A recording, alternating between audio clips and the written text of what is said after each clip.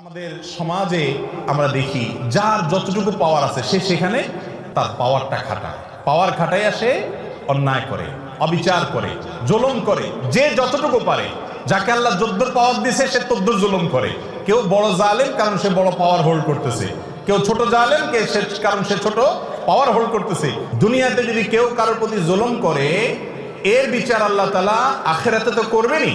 আয-যুলমু যুলুমাতুন ইয়াউমাল কিয়ামা, কিয়ামতের দিন দুনিয়ার এক একটা জুলুম বহুমুখী অন্ধকার হয়ে মানুষের কাছে হাজির হবে। কোনো আলো সে দেখতে পাবে না, বিপদ তার সামনে আসবে। আর আল্লাহ লানাতুল্লাহি আলা যালিমিন তো আছেই। এত কিছুর পরেও মানুষের প্রতি যদি আপনি অবিচার করেন, জুলুম করেন, দুনিয়াতে আল্লাহ নগদ শাস্তি দেন। একটা কথা আমি প্রায় সময় বলি, পৃথিবীর ইতিহাসে যত বড় জালিম ছিল, আপনি সেটা কাবিল থেকে শুরু করেন। হাবিলের প্রতি কাবিল যে জুলুম করেছে, নিজের ভাইকে হত্যা করেছে, সেই জুলুমের কারণে তার পরিণতি, তার লাঞ্ছনা, তার অপমান, তার শাস্তি, দুনিয়াতে বেইজ্জতি আল্লাহ করেছেন না করেন নাই? প্রকাশ করে দিয়েছেন। ফিরআউন বনি ইসরাইলের প্রতি জুলুম করেছে, দীর্ঘদিন জুলুম করেছে, নিজেকে রব দাবি করেছে। আল্লাহ রাব্বুল আলামিন কিছুদিন ছাড় দিয়েছেন। আল্লাহ বলেছেন ওয়াউমলি লাহুম ইন্না কাইদি মাতিন, আমি ছাড় দেই, ঢিল দেই, বড়শিতে মাছ ধরার মতো।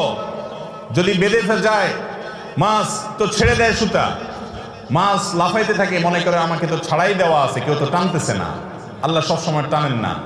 ইন্না কাইদি মাতিন, যখন টান দেন সেটা অনেক শক্ত টান হয়, ছুটার কোনো সুযোগ থাকে না।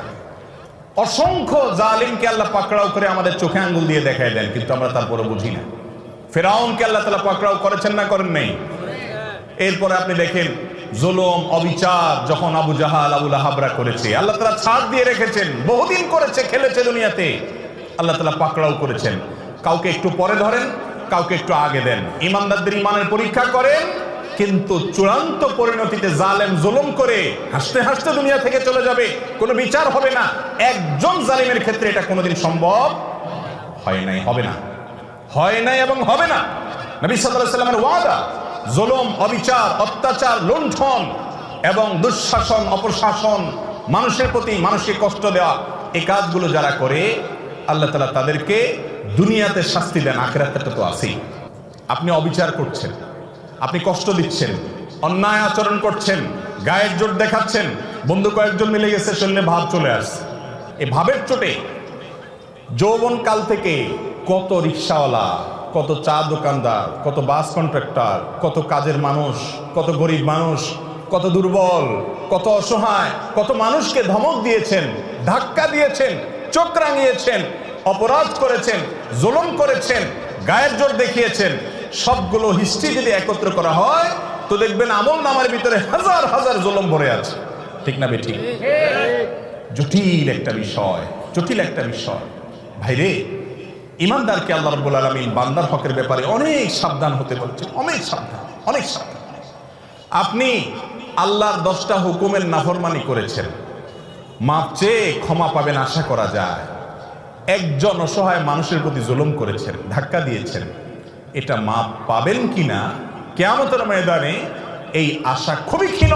কারণ এটা আল্লাহর আদালতে আল্লাহ নিজে বিচার করবেন না, এটা চলে যাবে বান্দার কাছে।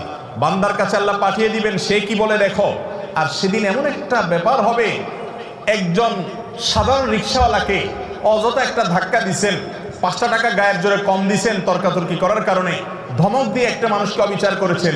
সেদিন কিন্তু ওই রিকশাওয়ালাকে যদি বলেন মামু বুঝি নাই, তখন অহংকারের চোটে করে ফেলছি, আজকে মাফ করে দাও, পাও ধরলেও কিন্তু মামু সেদিন মাফ করবে না। কারণ সেদিন সবাই ইয়া নফসি, ইয়া নফসি, শুধু আমল দরকার। একটা সওয়াব পেলে একটা কদম আগায় গেল, জাহান্নাম থেকে সরে গেল। ইয়াউমা ইয়াফিরুল মারউ মিন আখিহি ওয়া উম্মিহি ওয়া আবিহি, সেদিন বাপ থেকে, ভাই থেকে, স্ত্রী থেকে, একে অন্য থেকে পলায়ন করবে, সবাই ইয়া নফসি, ইয়া নফসি করবে, কেউ কাউকে ছাড়বে না। এই জন্য জুলুমের সমস্ত মামলা দুনিয়াতে সেটাকে ভ্যানিশ করে, ফিনিশ করে, নিষ্পত্তি করে তারপরে যেতে হবে ইনশাআল্লাহ। কারোর প্রতি জুলুম করবো না তো ইনশাআল্লাহ। যদি কখনো হয়ে যায়, মাপ চাওয়া শিখতে হবে। ইমানদারের একটা বড় গুণ হলো মাপ চাওয়া, বারবার মাপ চাইতে হবে। রিপিটেডলি মাপ চাইতে হবে। রাস্তায় একজন লোকের সাথে বেয়াদবি করে ফেলেছেন, দোকানদার সাথে বেয়াদবি করেছেন, পরে আপনার ইমানি চেতনা জাগ্রত হয়েছে, কাজটা তো ভালো করি নাই, আমি তো মানুষটার প্রতি অবিচার করেছি। একা একা যান, যা মাপ চাই আসেন। বন্ধুদের সামনে যদি তার সাথে বেয়াদবি করেন, বন্ধুদের সামনে মাপ চাইবেন এবং নিজেকে ছোট করবেন, নিচের দিকে তাকিয়ে থাকবেন।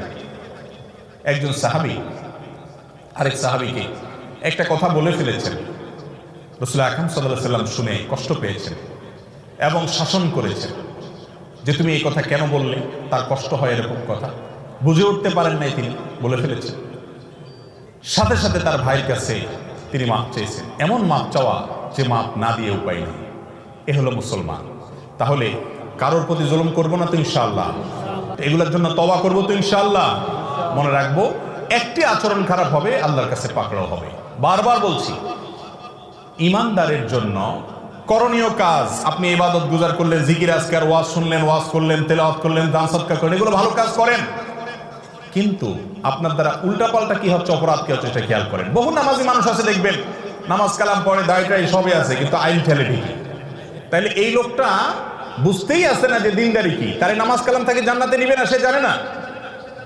সে জানে না বান্দার হক আল্লাহর হকের চাইতে অনেক ক্রিটিক্যাল, অনেক রিস্কি, এটার জন্য পার পাওয়া খুব কঠিন। এই আইল ঠেলার কারণে তার নামাজে তাকে জান্নাতে নিতে পারবে না, কুলাবে না।